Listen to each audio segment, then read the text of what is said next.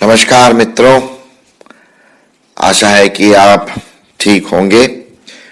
आज फिर से हम आपके सामने आ रहे हैं कि परमेश्वर का वचन पूरे अधिकार के साथ और अथॉरिटी के साथ, अधिकार के साथ हम ला सकें।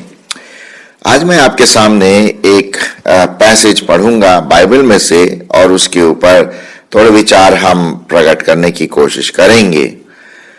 आजकल हमारे समाज में एक रिबेलियसनेस की बहुत प्रवृत्ति चल चुकी है, बलवा करने की, माँ बाप के अधिकार में न होने की, जवान अपनी ही चाल को और आगे बढ़ाने के लिए घर में लड़ाई करता है और किसी तरह से अपनी मर्जी चलाने के लिए वो इधर उधर जाता है। उसी को बात को ध्यान में रखते हुए आज मैं आपके सामने ऐसे ही एक पर्टिकुलर जवान के बारे में आपके सामने बात रखूंगा जो हमारे प्रभु यीशु मसीह ने ये कहानी बताई। और उसके लिए मैं पढ़ूंगा लूका रचित सुसमाचार उसका 15वां अध्याय। लूका रचित सुसमाचार उसका 15वां अध्याय 11 पद से हम देखेंगे कि ये जो सन है, जिसको हम कहते हैं प्रोडिगल सन, या जो उड़ाऊ पुत्र की जो कहानी है, उसके बारे में हम ध्यान देंगे। 11वें पद से इस प्रकार से लिखा हुआ है, फिर उसने कहा, किसी मनुष्य के 2 पुत्र थे। उनमें से छुटके ने पिता से कहा कि हे पिता, संपत्ति में से जो भाग मेरा हो वह मुझे दे दीजिए। उसने उनको अपनी संपत्ति बांट दी। और बहुत दिन न बीते थे कि छोटा पुत्र सब कुछ इकट्ठा करके दूर देश को चला गया और वहां कुकर्म में अपनी संपत्ति उड़ा दी। जब वह सब कुछ खर्च कर चुका तो उस देश में बड़ा अकाल पड़ा और वह कंगाल हो गया और वह उस देश के निवासियों में से एक के यहां जा पड़ा। उसने उसे अपने खेतों में सूअर चराने के लिए भेज दिया और वह चाहता था कि उन फलियों से जिन्हें सूअर खाते थे अपना पेट भरे, और कोई उसे कुछ भी नहीं देता था। एक दिन जब वह अपने आपे में आया तब कहने लगा कि मेरे पिता के घर में कितने ही मजदूरों को भोजन से अधिक रोटी मिलती है और मैं यहां भूखा मर रहा हूं।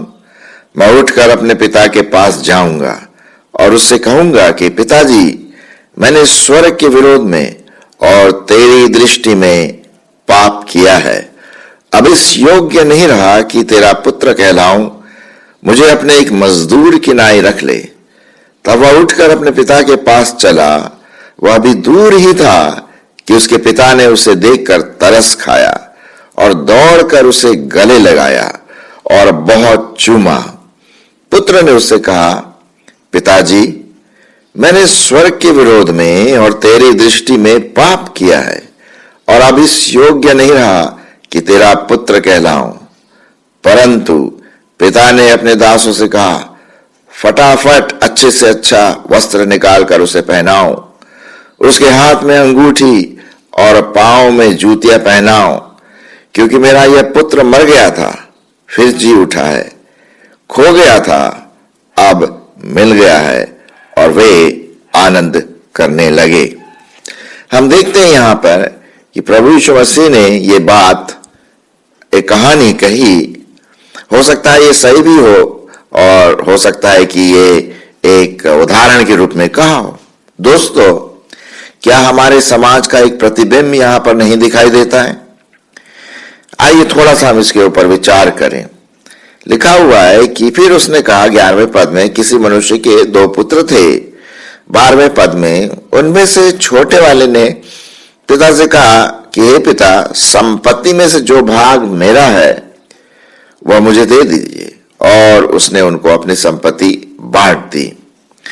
हालांकि यहां पर पूरा डिटेल में एक एक बात नहीं लिखी गई है, लेकिन हम समझ सकते हैं कि पिता ने जरूर उसको समझाया होगा, बुझाया होगा कि बेटा ऐसा ना कर, अभी तू कहाँ जा रहा है। हालांकि ये बातें लिखी हुई नहीं है, लेकिन पिता जरूर दुखी हुआ होगा। यहां पर हम देखते हैं कि छोटे पुत्र ने अपने हक की मांग की, जो मेरे हक में आता है, जो मेरा भाग है संपत्ति का, वो मुझे दे दे। मतलब हो सकता है उसके दोस्त यार उसके पीछे पड़े वाले, जा यार तू ले आ और फिर हम लोग खूब मौज मस्ती करेंगे, और इस तरह से तू पिता से भी अलग हो जाएगा और अपने मन की कर सकता है, कोई तुझे रोकने वाला नहीं होगा। तो शायद ये छोटे पुत्र ने उसके अपने दोस्तों के कहने के बाद शायद अपने पिता से ये अपनी संपत्ति का जो भाग है उसने उसको लिया। और फिर 13वें पद में हम पढ़ते हैं कि 12वें पद में हम पढ़ते हैं कि फिर पिता ने उसको संपत्ति बांट दी। भाई अगर तू नहीं सुनना मांगता है, तू अपने ही चलाना मांगता है, ठीक है, लेकिन बेटा ध्यान रखना कहीं तू उल्टे सीधे कामों में ना फंस जाए। पिता सब ठीक हो जाएगा। मेरे ख्याल में जो पुत्र था, छोटा वाला पुत्र, वो बोला ठीक है मैं ठीक से कर लूंगा, उसकी चिंता मत करो। लेकिन असलियत में वो उसको पता था कि वो सब ऐसी पैसों को गवा देगा। मेरे ख्याल में खूब पैसा उसके भाग में आता होगा। और फिर 13वां पद जो है वो बहुत ही दुख वाला पद है। यहां पर लिखा हुआ है, और बहुत दिन बीते न थे कि छुटका पुत्र सब कुछ इकट्ठा करके दूर देश को चला गया और वहां अपनी सारी संपत्ति को कर में उड़ा दी, खत्म कर दी। ये बहुत ही संगीन दुख वाला पद है जो उस छुटके पुत्र ने किया। जी हां, पहली बात तो हम देखते हैं कि ये पुत्र था, दूर देश को चला गया। दूर देश जाने का मतलब क्या है भैया? अगर यहीं आसपास रहे तो पता पड़ा पिता फिर आ गया, उसके भाई फिर आ गए, परिवार वाले आ गए उसको मनाने के लिए, कोशिश करने के लिए। तो उसने बोला मैं दूर देश को जाऊंगा जहां पर कोई मेरे संबंधी भी नहीं आएंगे मुझे बताने के लिए, या मेरा पिता नहीं आएगा। दूर देश को चला गया। मेरे दोस्तों, हम भी बस इसी प्रकार से, हमारा जीवन भी कुछ इसी प्रकार से है। हम परमेश्वर से दूर चले जाते हैं, दूर भाग जाते हैं, है ना, और हम अपने पापी जीवन में, कुकर्म में सब कुछ बिता देते हैं, अपना शरीर खत्म कर देते हैं। अब यहां पर इस छोटे वाले पुत्र ने, आप समझ सकते हैं कि कैसे उसने ये सब संपत्ति इस्तेमाल किया होगा। जुआ खेला होगा, शराब पिया होगा, ड्रग लिया होगा। ड्रग उस समय के अपने ही टाइम में जो ड्रग प्रॉबेबली हुआ करते थे, और व्यभिचार किया होगा, प्रॉस्टिट्यूशन हुआ होगा। आप समझ सकते हैं कि जवान जो है किस प्रकार के कुकर्म अपने दोस्तों के साथ खूब एंजॉय किया होगा। याद रखिए मेरे दोस्तों, जब तक पैसा है तब तक दोस्त रहते हैं, और जहां पैसा खत्म, दोस्त भी अपना अपना रास्ता नापना शुरू कर देते हैं। और यही बात हम देखते हैं कि हमारा जीवन भी कुछ इसी प्रकार से है कि हम परमेश्वर को छोड़ करके, ये परमेश्वर पिता को छोड़ करके हम अपने ही रास्ते में चले जाते। बाइबल में लिखा हुआ है, हम सब के सब भेड़ों की नाई भटक गए हैं और हर एक ने अपना अपना मार्ग चुन लिया है। एक प्रकार का हमारे लिए संदेश है, आपके लिए संदेश है, हमारे मानव जाति के लिए संदेश है कि हम अपनी मनसा करना मांगते हैं। अपने जो विचार में जो सोचते हैं, मन में जो सोचते हैं, उसको पूरा करना मांगते हैं। सेल्फिशनेस, स्वार्थीपन हमारे जीवन में आता। ये उड़ाऊ पुत्र के साथ तो ऐसा ही हुआ। उसने बड़ा, पहले तो खूब मजा आया होगा, खूब मजा आया होगा, रात दिन डांस पार्टी, ये डीजे वूजे सब मजा आया होगा, श्योर। पाप में गिरने पर थोड़ा समय मजा तो आता है, अच्छा लगता है, एंजॉय करते हैं जिसे हम कहते हैं। लेकिन याद रखिए ये थोड़े समय का है और उसके बाद जो उसका परिणाम है उसको भी भुगतने के लिए तैयार रहना जरूरी, बहुत जरूरी है। जी हाँ, लिखा हुआ है शुरू में पाप जो है खूब अच्छा लगता है ना, लेकिन उसका जो अंत है वो मौत है। मौत, पाप की मजदूरी मौत है। और ये लड़का अपने आवेश में आकर के अपने दोस्तों की बातें शायद सुन करके बोला, हाँ यार मेरे पास अपना पैसा है, क्यों नहीं हम इस्तेमाल करें, है ना। आजकल हम देखते हैं कि बहुत सब अपने अपने मस्ती में चलते फिरते हैं, बहुत दुख की बात है। और इस तरह से हमारा जो समाज है, परिवार है, वो टूटने लगता है। जैसे कि यहां पर दिखाई देता है कि बाप बहुत दुखी हो रहा होगा कि मेरा बेटा मुझसे दूर चला गया। मेरे ख्याल में पैसों से ज्यादा उसको अपने बेटे की चिंता थी। पैसा तो फिर भी कमा करके आ जाएगा, लेकिन अगर बेटा कहीं खो गया, ओहो, तो फिर तो सब कुछ खो जाता है एक माता पिता के लिए। खैर आगे बढ़ते हैं हम। 14 पद में लिखा हुआ है, जब वह सब कुछ खर्च कर चुका तो उस देश में बड़ा अकाल पड़ा और वो कंगाल हो गया। अब आ गई असली परिस्थिति। अभी तक तो सब बल्ले बल्ले, अभी तक तो सब बढ़िया था, खूब नाच गाना, डांस करना, खाना पीना, शरीर को प्लेजर पहुंचाना, सेक्स, यौन, सब बातें जो जवान कर सकते हैं उसने किया।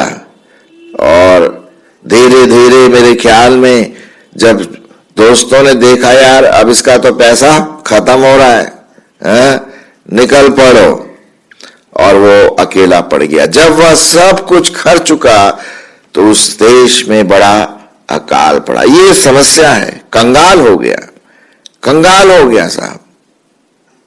जी हाँ, एक समय था उसके पास खूब पैसा था, उसने अपना मन उस पैसों में लगा लिया था। वो सोचा ये मेरा परमेश्वर है, ये मेरा गॉड है, ये मेरा भगवान है। लेकिन अब वो खत्म हो गया। थोड़े समय तो खूब एंजॉय किया, लेकिन कंगाल बन गया, भिखारी सा बन गया, अकाल पड़ा उस देश में। और एक परिस्थिति ऐसी है कि बहुत खतरनाक होती चली जाती है। और 15वें पद में लिखा हुआ है, और वह उस देश के निवासियों में से एक के यहां जा पड़ा और उसने अपने खेतों में सुअर चराने के लिए भेजा। बाप रे बाप। देखिए, एक अच्छा खासा बेटा, जवान बेटा, जिसको वो पिता इतना प्यार करता, उसका भाई भी है, परिवार है, थोड़े से खुशी के लिए, थोड़े से प्लेजर के लिए वो अपने पिता के घर को छोड़ दिया, अपने परिवार को छोड़ दिया, और अब वो क्या कर रहा? सुअर चरा रहा साहब, सुअर चरा रहा, जो सबसे नीचा काम जिसे हम कह सकते हैं। मेरे ख्याल में वो वहां के निवासियों ने सब उसको पहले तो धित्कारा होगा, अरे ये वही है, ये वही है, इसका कुछ अता पता नहीं है, ये तो अपने बाप से लड़के आया होगा। मतलब मैं एक बात बता रहा हूं कि लोगों को पता पड़ा कि भैया ये तो पैसे वाला आदमी था, अब इसके पास कुछ नहीं है, इसको निकालो। लेकिन शायद किसी ने बोला, अच्छा ठीक है भाई, तेरे को खाना भी खाना है, अच्छा तू अपने ले सुअर चला। कितनी गिर गया वो, कितना गिर गया वो। कहा वो खड़ा हुआ था अपने माता पिता के घर में, भाई बहन के घर में, आज वो सुअर चला रहा है। और खाना क्या था उसका? वो फलियां जो सुअर खाती हैं उसी से अपना पेट भरे। मेरे मित्रों, जब पैसा चला जाता है, जब हमारे जो हम सोचते हैं कि हमारी ये सिक्योरिटी है, जब वो चली जाती है, खत्म हो जाती है, तो हमारा हालत भी कुछ ऐसा ही होता है, भिखारी के समान। दर दर हम भटकते हैं, कोई आशा नहीं। मेरे मित्रों, जब हम पाप को एंजॉय करते हैं थोड़े समय का, जी हाँ, थोड़े समय का जरूर एंजॉयमेंट होता, जो इस उड़ाऊ पुत्र ने किया, इस रेबेलियस, ये बलवा वाले पुत्र ने किया, वो वहां पर बहुत खराब परिस्थिति में। बताइए खाना क्या है? वही खाना जो सुअर खाते हैं। अरे बाप रे बाप, कोई उसका कोई आदर नहीं, कोई डिग्निटी नहीं उसके पास। मेरे दोस्तों, जो प्रभु से अलग रहते हैं उनका जीवन भी बस ऐसी पाप में पड़ा रहता है, और कभी कभी इसी पाप में वो पड़े रह करके मर जाते हैं। अरे बाप रे! तो ये बैड न्यूज है, ये दुख की बात है, और इससे हमें लेसन लेना है। हम पढ़ेंगे उसके बाद 17वां पद, बहुत ही इंपॉर्टेंट वर्स है, और उसको हम पढ़ेंगे। यहां पर लिखा हुआ है 17वां पद, लूका 15 और उसका 17, जब वह अपने आपे में आया तब कहने लगा, अरे कि मेरे पिता के कितने ही मजदूरों को भोजन से अधिक रोटी मिलती है, और मैं यहां भूखा मर रहा हूं। अब उसको रियलाइज हुआ, अब उसको अपने पिता का प्यार मालूम पड़ा, अब उसको पता पड़ा, रे मेरा परिवार कितना अच्छा परिवार था, और यहां पर मैं भूखे मर रहा हूं। यहां तक कि मेरे यहां जो काम करते हैं पिता के घर में, मजदूरों को अच्छा खाना मिलता है, अच्छी रोटी मिलती है, और यहां ये भूखा मर रहा। मालूम भूखा क्यों मर रहा? क्योंकि वो स्वार्थी बन गया था। मेरे मित्रों, आप अगर अपने परमेश्वर को छोड़ करके, अपने परिवार को छोड़कर इधर उधर भाग रहे, एक समय आएगा कि आप भूख से तड़फ रहे होंगे। ऐसा ही होता है, जो परमेश्वर ने आशीष दिया उसको अगर हम छोड़ करके भागें तो हम उसी में मर जाते हैं। लेकिन इस जवान उड़ाऊ पुत्र इसलिए कहा जाता है क्योंकि उसने सब कुछ उड़ा दिया पैसा जो कुछ भी था ऐसी फजूल खर्चों में उड़ा दिया।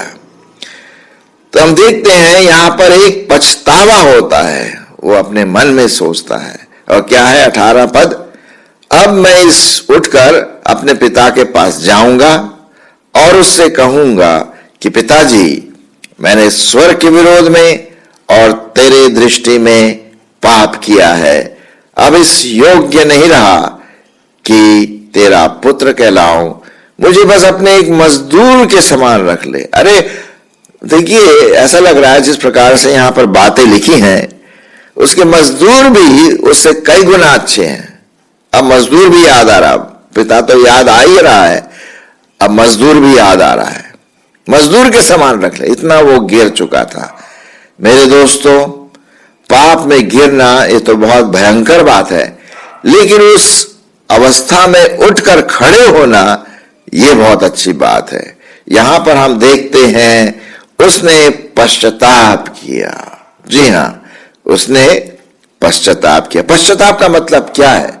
पश्चाताप का मतलब है अपने पापों को मानना, अपने आप में आना, अपनी गलतियों को देखना और अपने पिता से माफी मांगना।